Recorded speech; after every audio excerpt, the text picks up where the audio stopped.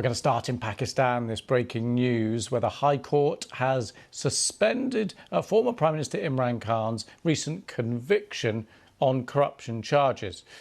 Now, Khan has been in prison since he was sentenced to 3 years on August the 5th on charges of unlawfully selling state gifts during his time as Prime Minister.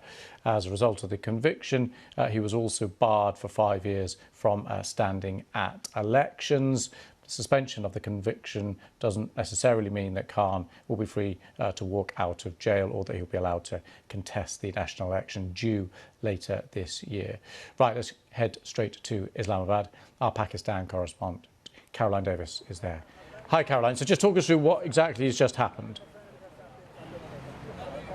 Lewis, this is complicated. So inside court, just behind me, the judges decided that Imran Khan's jail sentence has now been suspended until they hear his appeal on this particular case. It's the Toshakana case.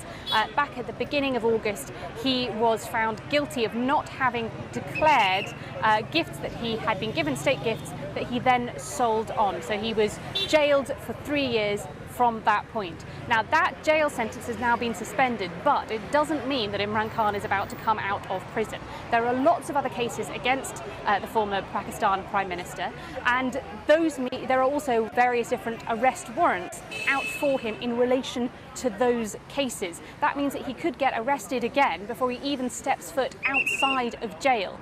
Now, at the moment, Imran Khan's lawyers are trying to get a universal bail that would stop him from being arrested on any of those cases. Now, that seems like quite a big ask, Lewis. Now, even the lawyers here that I spoke to said the chance of them being able to get that, in their words, was about 70% chance that he will end up remaining in prison. So this looks like a lot of other court cases for Imran Khan's lawyers to go through. Now, the lawyers here were talking about the military establishment. The establishment is the shorthand term here in Pakistan for the military and intelligence services, who are roundly very politically involved. Now, many analysts have looked at what's happened to Imran Khan and essentially said this is the case of the establishment saying that they don't want him to be involved in politics, and so these various different cases have happened to be able to repress his ability to be able to stand in a forthcoming general election.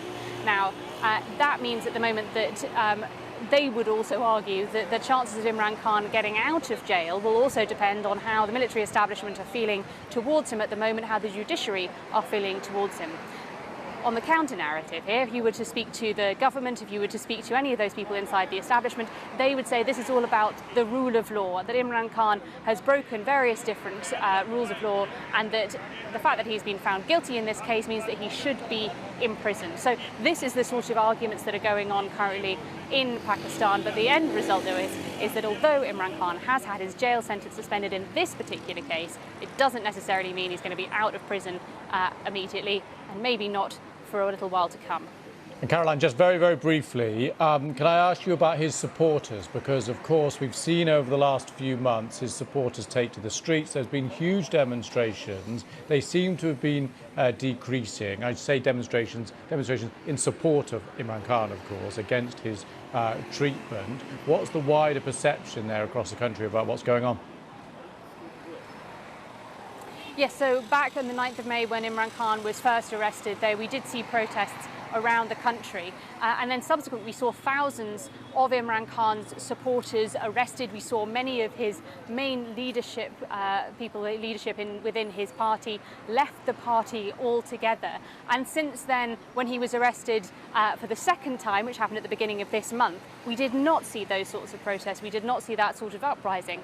Now, Imran Khan's party have said that that is because that there has been repression, that people are scared, that people don't want to come out onto the streets. Of course, the government say that that is because actually people don't want to follow him because of what they saw after the 9th of May when many of his supporters were accused by the government of having been involved in violent protests. I think the reality here is that while Imran Khan, when you speak to people on the streets, remains popular, many people are nervous to publicly declare that they are supporters of Imran Khan. So while we saw in court today many of his supporters, many of his lawyers who were out here and cheering and chanting for him, it is difficult to get a sense that the rest of the country are going to publicly come out, even if behind the scenes perhaps they are still supporting him.